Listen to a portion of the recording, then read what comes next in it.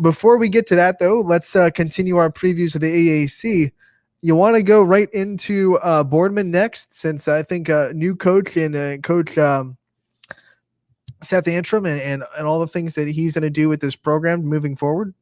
Yeah, absolutely. So looking at Boardman was actually one of those teams that I looked down the list, and I was looking through the AAC honors, and I was looking through their roster last year and guys that are returning. Boardman has a lot of guys returning, so this is going to be fun to look through this year. Looking on their first team offense, Terrence Thomas, wide receiver, he's going to be returning this year.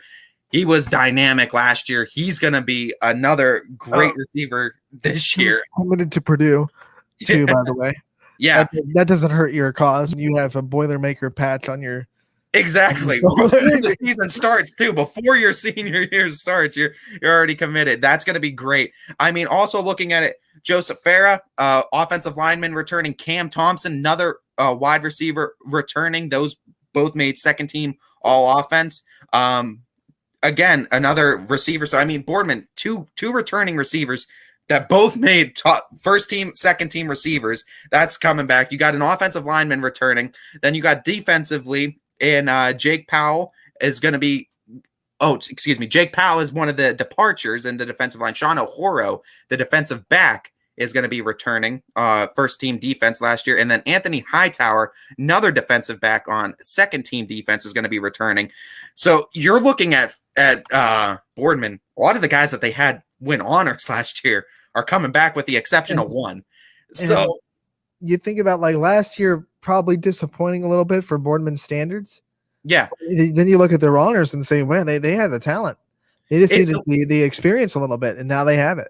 I think so, too. I think the experience is going to help. I also think getting a breath of fresh air with a new coach and a new system might help this team. Not necessarily that the previous system was bad, but it might not have just fitted the players that were in it. And I'm curious to see what a new system is going to do for Boardman this year with all the talent that they have on that team. It's interesting that you bring up this point. A lot of people think when a coach leaves after a bad season, it's because it's all his fault, or he had to leave, or he was forced to. Sometimes no control over the coach and whether the coach is doing a good job or not. The relationships in the program just get getting in need of a change. Yeah. You need kind of something to change it. And we've seen examples of great coaches that continue careers at other places, and Ignacio going to help out Canfield. But at the same time, it's not a knock necessarily on Ignacio to say he had a great career at Boardman. So I don't think it's always necessarily black and white to say a coach leaves because he had a bad, season, or he had a bad, Yeah. And I mean, it's not always the coach's fault. Take nothing away from Coach Ignacio, one of the nicest guys ever. And I think a great football mind as well. And like I said, too, sometimes things just don't mend well. They just don't mold well. And it's nothing of the player's fault. It's nothing of the coach's fault, because Coach Ignacio, he has a great football mind. He can make schemes, but sometimes the players that you have that are just a part of your program through no fault of your own, they're just talented players that just end up on the team. You have to try to cater it to them, because that's what you want to put them in the position to be most successful. And sometimes it just doesn't work out like that. And sometimes you need a breath of fresh air, whether that be coaching a different style of players to a different system, or players going under a different coach and learning a different system as themselves. Point is, you both want to be successful as the coach and the player, and you want to both put each other in the best position to be successful. And I think this move, for both sides, is going to make both of them a lot more successful. Just like Canfield, Boardman's strength and one of their highlights is going to be their front on defense. Talk a little bit about their defensive line. I know you have the people that are returning, but I know their defense is big. Their defense is athletic, and especially up front is going to be another reason for offensive lines across the area to be a little bit timid. One game I remember last year was that week 1 game, Fitch versus Boardman. And I mean, it was obviously after a crazy year of COVID. So trainings were all kind of out of whack. So every team kind of tried to prepare for each other last second. But one thing I remember, Fitch ended up winning that game, and they had most of the offense in it, but they only started getting that offense after Fitch started throwing. That was the game, if you remember, Devin Sherwood threw 5 touchdowns. I think running the ball wise, I think they had 25 yards on the ground. So if that tells you anything about Boardman and how much they could stop the running game, because Jamel James is not an easy man to bring down for Fitch in that backfield. So for them to stuff the run game, and I mean outside, inside runs, just really contain the run game, that's going to be interesting. And you got 2 defensive backs returning as well. You just got to make them in the right position to stop that passing game a little bit more, because the talent is there in the secondary. They're in a position where a lot of their opponents are replacing a lot of offensive linemen. Might be easier to get to quarterbacks and slow down that passing attack.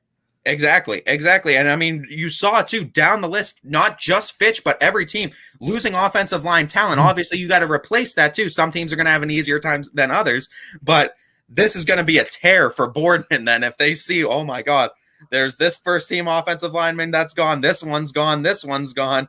You're looking with your eyes wide open right now. Your tops a little bit. Yeah, because you could think you could wreak havoc on all these AAC teams. Those big boys are going to line up, and all of a sudden the other offensive linemen are going to look like giant slabs of ham a little bit. Like I mean, they're going to get them up and running too. And I mean, it'll be good too. It will be great for the AAC if Boardman is very competitive this year, and we expect them to be. I don't look at this AAC team, any of these 5 teams, and I don't think that any of them are going to be bad this year. I think every single one of them is going to give you a tough schedule. Whether or not they finish with a winning record, who knows at the end of the year. But I guarantee you, every single game you play any of one of them, it's going to be a tough nose game. And with these schedules, and we're going to go through Boardman's in a little bit, a losing record doesn't always mean you're a bad team. I mean, it just means you went through a gauntlet of tough football. I mean, you have to look with these schedules, you have to look at a little bit game to game and dive a little bit more into film to really judge a team. You can't just look at their record.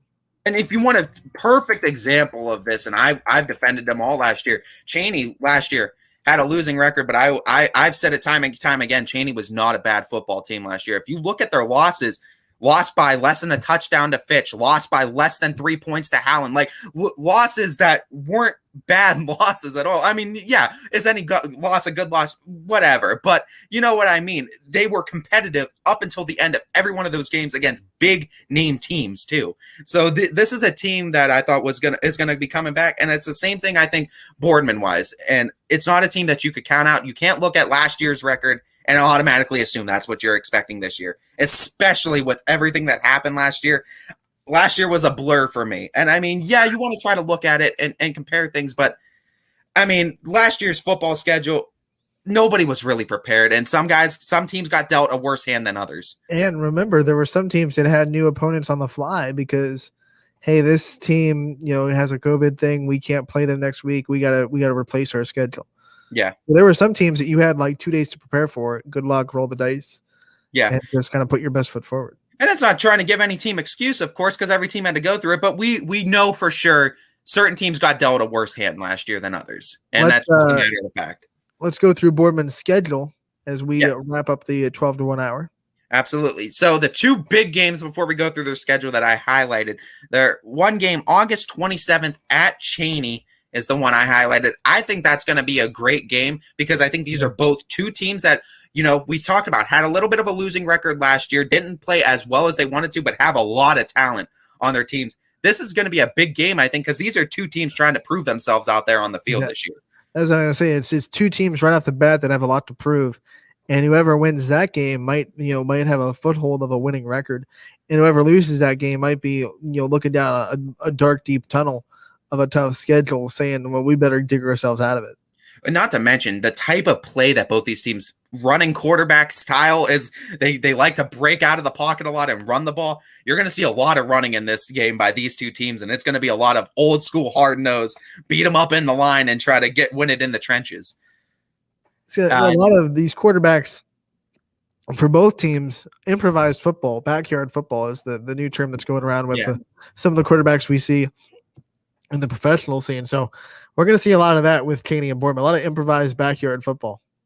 And then, of course, you cannot talk about Boardman without talking about Fitch in any given season. We didn't talk about it with the Fitch games, but we have to talk about it with the Boardman games.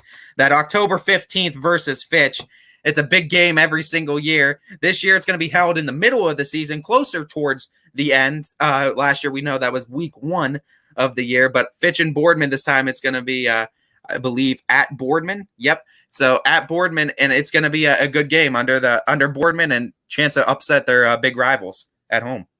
Yeah. At Boardman. Yeah, I think when you look at Boardman Stadium, it's kind of like almost its own intimidation factor a little bit. You know, it's got a little bit of a different feel to it. It's got the big turf and the kind of the big overarching stadium seats. Yeah. And I mean, it's a place too where Boardman has been able to upset Fitch before too, when Fitch has come in the favorites. We know how good Fitch has been in Greenwood Chevy Stadium in Austintown. But we know that Boardman at home is a very tough team as well. And especially with Fitch coming into town, and the packed house is going to be back for Boardman. You know it's going to be packed. This is going to be a great game. Boardman has turned into a little bit of a house of horrors for Fitch in the recent history. Absolutely. And I mean, you want to talk about just big losses towards the end of the season and just taking Fitch out of playoff contention. And Boardman's played great spoiler to Fitch over the years. And I mean, with the styles that these two teams play, it's going to be different on it. You got one team that's going to throw the ball a lot and one team that's going to just try to run it down your throat. That's going to be a revenge factor for sure, I believe, on both their ends, trying to, Boardman trying to get revenge from last year and what kind of went wrong last year, but Fitch trying to get revenge for all the recent past losses in Boardman and trying to get that monkey off their shoulder. As much as I love the Falcons and, I cover them throughout the season, I don't think you're going to be seeing 5 touchdown passes against Boardman's defense this year. And I think they'll make sure that the secondary is ready for Fitch this year. As long as they don't overcompensate and then lose a little bit of that run defense to overcompensate with the pass, I think might be a lower scoring game than in years past. Yeah, but definitely, again, should be a good one.